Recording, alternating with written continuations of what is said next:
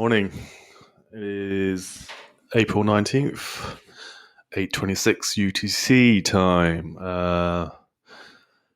Let's look at precious metals and the dollar. Hold on. I'll just take a swig of tea.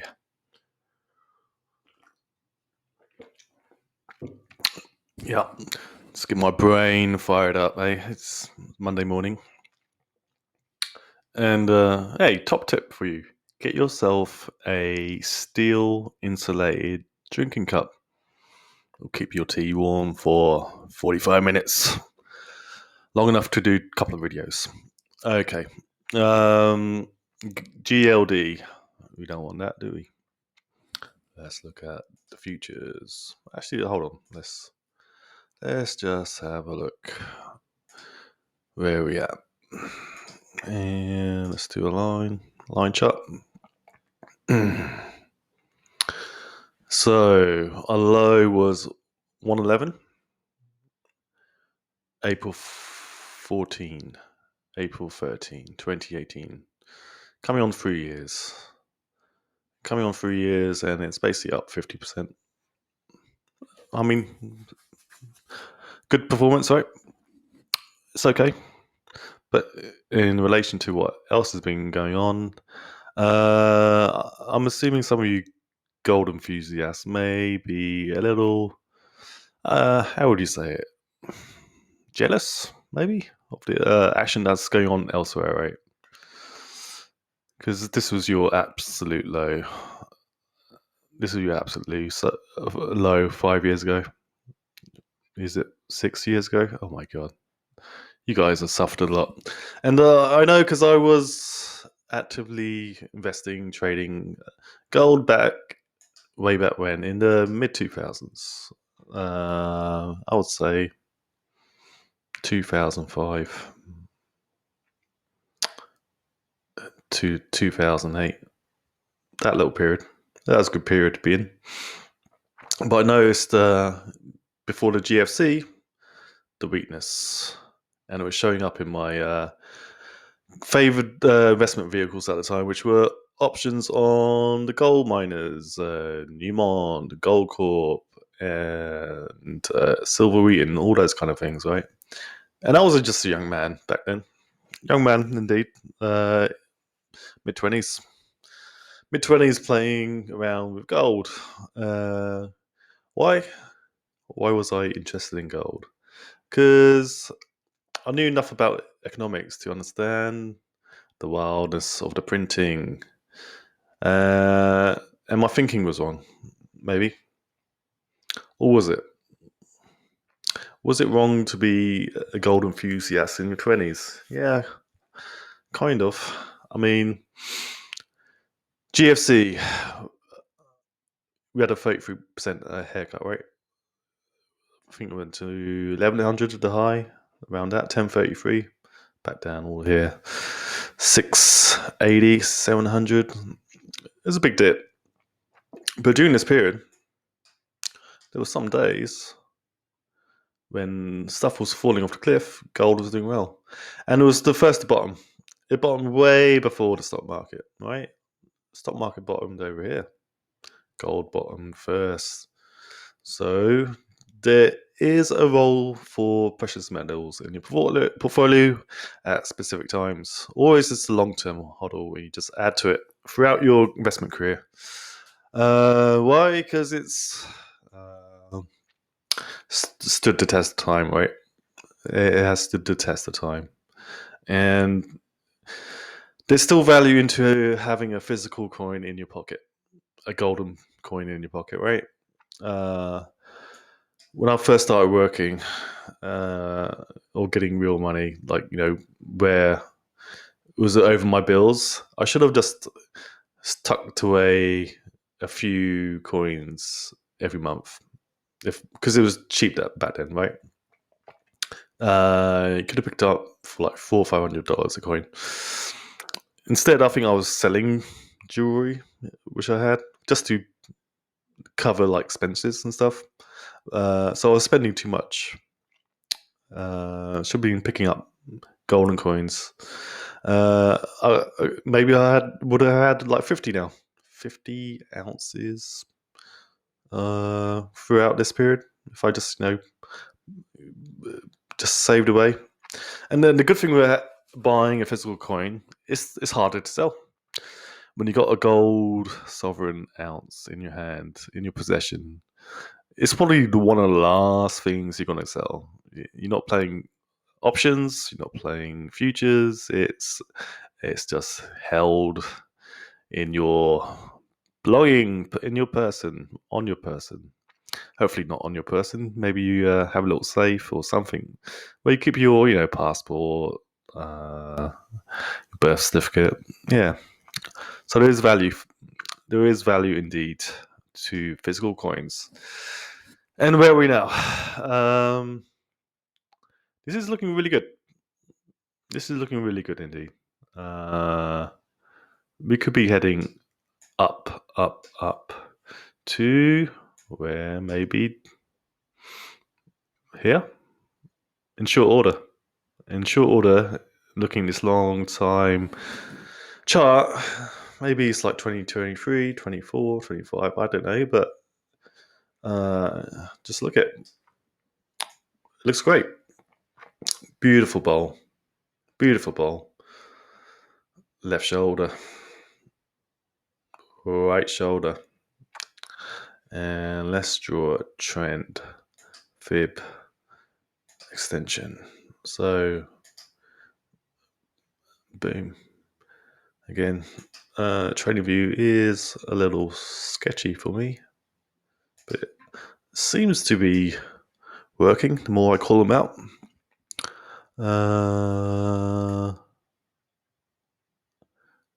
Okay, let's get this one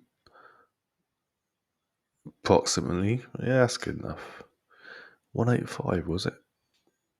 194. 194. Okay, that's good. And yeah, okay.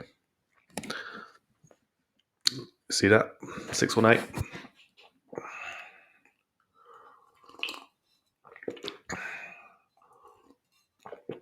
Do you see that? 618. And so where could we go to? Obviously, challenge the highs. I think I drew an idea where it was going back to this upper channel. I don't know how it reacts there, but I believe it's going to bust right through from what I'm seeing. Yeah, I think it's going to bust right through.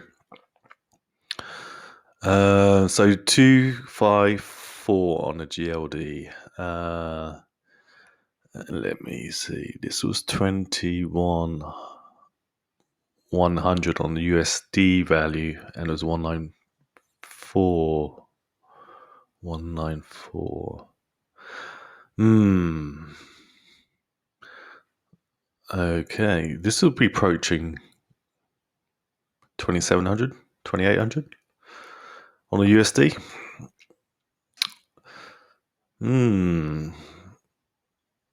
Whoa. 5,000, 6,000, 7,000. It could be gold's time to shine, right? And then let's look at the futures. What's it doing this morning?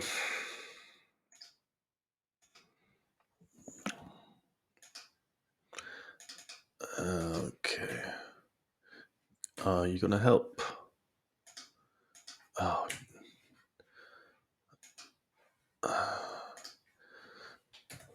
My issues with TradingView continue. Now I've found a new bug. Simply start typing on the chart to publish search box. Oh boy. Live TV. Live TV indeed. Maybe this is not a current contract. Oh Jesus. GC. Okay. It's not GC. GC.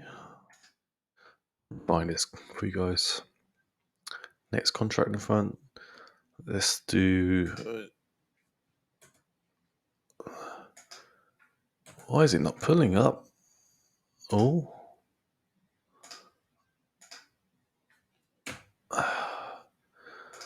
I am so sorry, guys. Why did this come up then? Go. Is it a holiday? Are you guys having another holiday in USA? Okay. What is this? What is this trading on? TVC. Is this the real gold price or is this a stock? No, this looks it. That's the Gordon Brown's bottom. Brown's bottom. When he sold most of UK's gold, so he could ensure his appointment as the Prime Minister somewhere around here. See the deals they do to get the power they want. Incredible. A nation's treasury asset sold off 20 years ago. Unbelievable. Okay. Is that enough to talk about gold? Well, let's look at Gold Eagle news. It's a long time since I brought this up or looked at it. Gold price forecast, gold and consolidation stocks minimum decline. So most of the time, these guys are always going to sell you the bull side for gold because that gets them most clicks, most views. And I used to read this back when I was trading precious metal stocks. Gold prepping for multi-week rally. Okay, well, this is old. Where's the new stuff? Gold forecasts. This is not what I want. Home. Editorials. Okay. This guy's interesting. Mark Lundin. Haven't read his stuff in a long time. Dow Jones currency and circulations and the BGMI 1920. I think that's the gold mining index. 221. Dow Jones. But he still has a bearish inclination of the Dow Jones, I believe. This bull market is hitting on all cylinders. No, he's like respecting the price action. Okay, yeah, everything's at highs, right? Basically, apart from Philadelphia gold mining index down 40%. I have to bring this up in a minute. Silver bullion down 46%. He's got interesting takes on plotting prices. So, okay, that's enough of. I'll have to take a look at this later. US money supply tops 20 trillion. Ooh, US money supply, M2. Interesting. So these gold bugs, they're kind of woke about, they've always been calling out the Fed, right? But they never really looked at like tech stocks or NASDAQ as a investment vehicle. Okay, this guy is really good. Jack Chan. Am I plagiarizing his work by showing this? I don't know. So Jack Chan is a great technical analyst and editor. This is public editorials. So is it wrong to share it? I don't know. If I get in trouble, that's okay. I'll just advise you, if you're into gold, you probably already know this site. JC's BPG girls are proprietary cycle indicators up. Okay. Traders. Simple cost averaging and cycle bottoms when prices are at or near the daily 200. The daily 200. Here. At or near. Okay. He says at or near. If you buy there, you experience that. Simply cost averaging and cycle bottoms. At or near the daily. What's nowhere near there. So I know what he's trying to describe, but you have to be really specific with your language. When it comes to your money, right? Gold sector remains a long-term buy at the end of March. So you just plot them MACD. But you got a double bottom there. And that's the positive divergence. GLD on short-term buy signal. Yeah, well, TBSS failed. He calls that a failure. It's gone up 25%. So something's off with his system. He said to buy here, and then he says failure here. Maybe he's just looking at this quas. That's too simple, right? Indicators will, over long term, not make you as much money as you think they will. XGDTO. TO is Toronto, Canada. Okay, so that should match the GDX. No, it's underperforming GDX. Interesting. Maybe it's functional there. Canadian loonie, their currency. GDXJ. So that's interesting. I think the GDX is outperforming the juniors, the junior miners. Okay. COT data is favorable for overall higher gold prices. How do you trade a COT? So he's looking at tops. So there's not enough difference between these high marks and the low marks to. I guess you could look. It's only 36,000 difference. It's that's really tough. You need a bigger differential between the two contracts. COT data. That's the inverse head and shoulders. The Hui divided by gold. So if we're in a new gold market, gold stocks should outperform. And so, okay, let's plot that. Let's do the GDX divided by GLD. Divided by GLD. This could have been a long video. I might have to do a second part.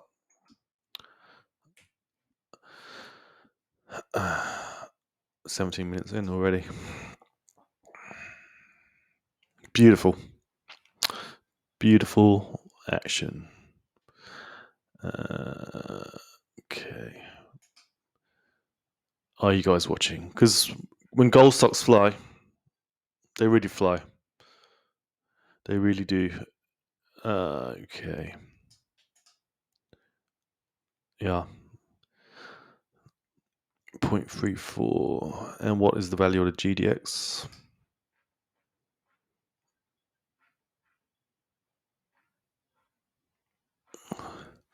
$36.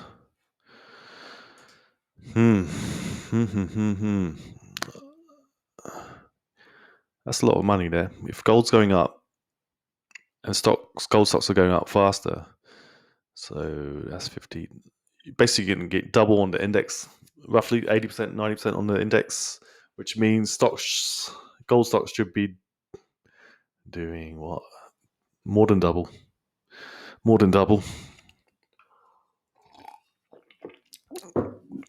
Okay, let's bring up a really good gold stock. Franco-Nevada. One of the best companies in the world